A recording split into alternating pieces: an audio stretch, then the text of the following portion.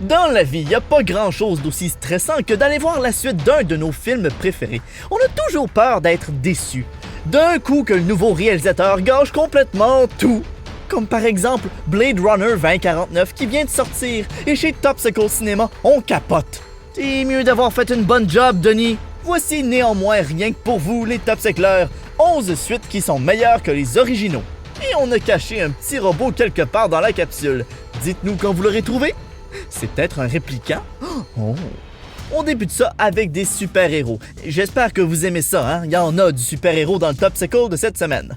On a vu les X-Men pour la première fois au grand écran il y a déjà 17 ans. Bonté divine que je suis rendu vieux.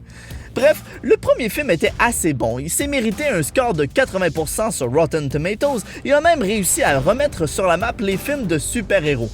Imbattable, vous croyez? Eh bien, surprise totale, la suite fut encore meilleure.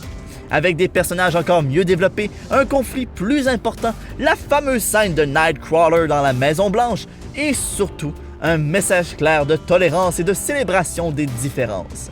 X2 l'emporte sur son prédécesseur. Lorsque Rapide et Dangereux est sorti en 2001, personne ne se doutait que le film allait rapidement se transformer en une franchise dangereusement massive, avec aujourd'hui 8 films à son actif et des suites prévues jusqu'en 2023. On va dire ce que tout le monde a désormais oublié, le premier film était assez bon, mais ça s'est dangereusement gâché dès le deuxième.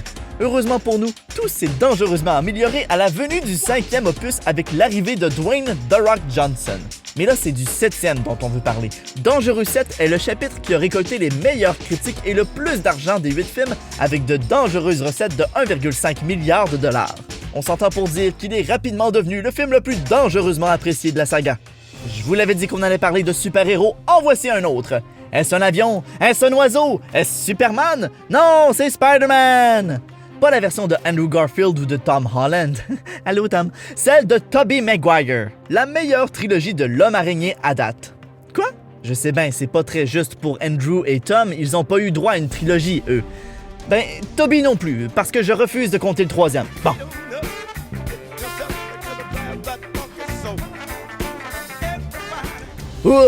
Peu importe. Le deuxième film est clairement le meilleur pour plusieurs raisons. Le méchant est meilleur, le conflit intérieur de Peter Parker aussi, et très important, qui ne se souvient pas de la scène où une voiture manque de tuer Spidey et Mary Jane. Pas pour rien qu'ils ont gagné l'Oscar des meilleurs effets spéciaux. Si vous avez en bas de 40 ans, il est fort probable que vous ne soyez pas un gros fan de la version originale des films de Star Trek. Si l'envie vous prend de commencer ça là, laissez donc faire le premier, Star Trek le film, et allez directement au deuxième, La colère de Khan. Pas convaincu? La suite a eu le double de la note du premier film et tous les plus grands Trekkies vous diront qu'il est nettement supérieur. En plus, la scène finale va vous surprendre et peut-être même vous faire pleurer. Mais bien sûr, tous les films d'Harry Potter sont excellents et magiques et parfaits et une création divine tout droit venue des cieux.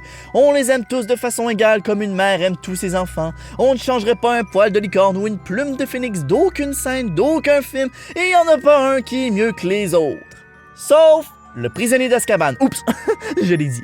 Le troisième film de la saga est clairement meilleur que le premier et le deuxième.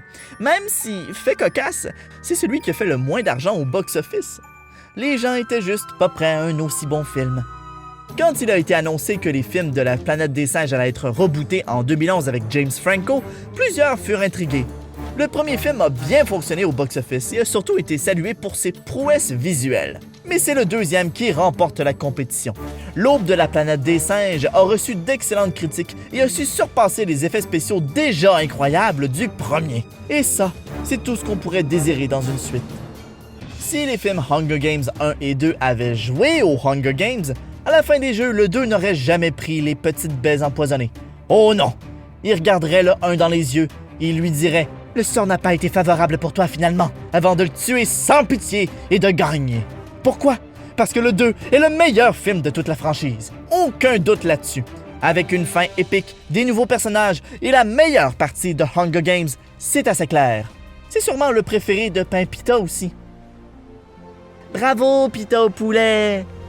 Le prochain film dans notre liste est un petit peu différent des autres. Au moment de sa sortie, Star Wars l'Empire contre-attaque, le deuxième, le cinquième mais sorti en deuxième, avait moins plu au public que le tout premier, Star Wars Un Nouvel Espoir. Moins de nominations aux Oscars, moins d'argent au box-office. Mais avec le temps et le recul, le deuxième a gagné le cœur des fans et il ne fait aucun doute que c'est le meilleur film de la série. Pour l'instant, parce que je vous le rappelle, dans les derniers Jedi, il y a des porgs! Des porgs! On est-tu tanné des films de super-héros qui se terminent en grosse bataille contre une armée de robots ou d'aliens qui détruisent la ville?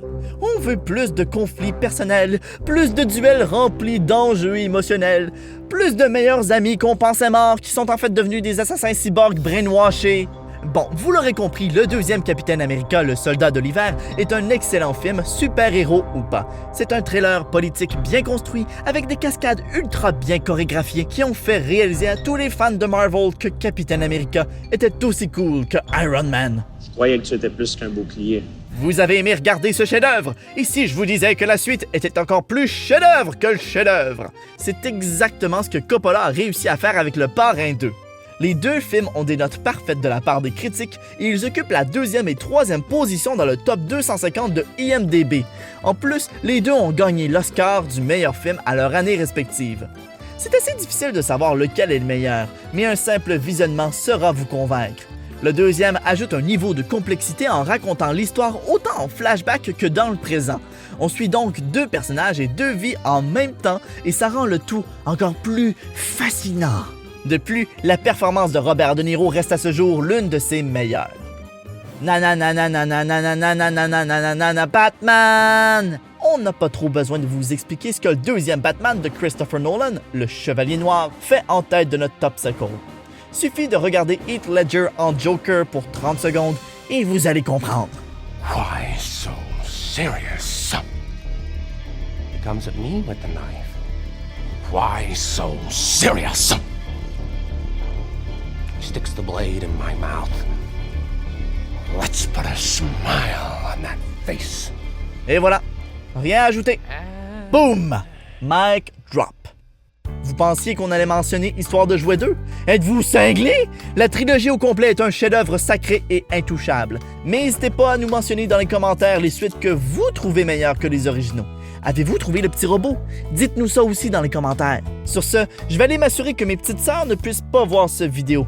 Faudrait pas qu'elles prennent au pied de la lettre qu'une suite peut être meilleure que l'original.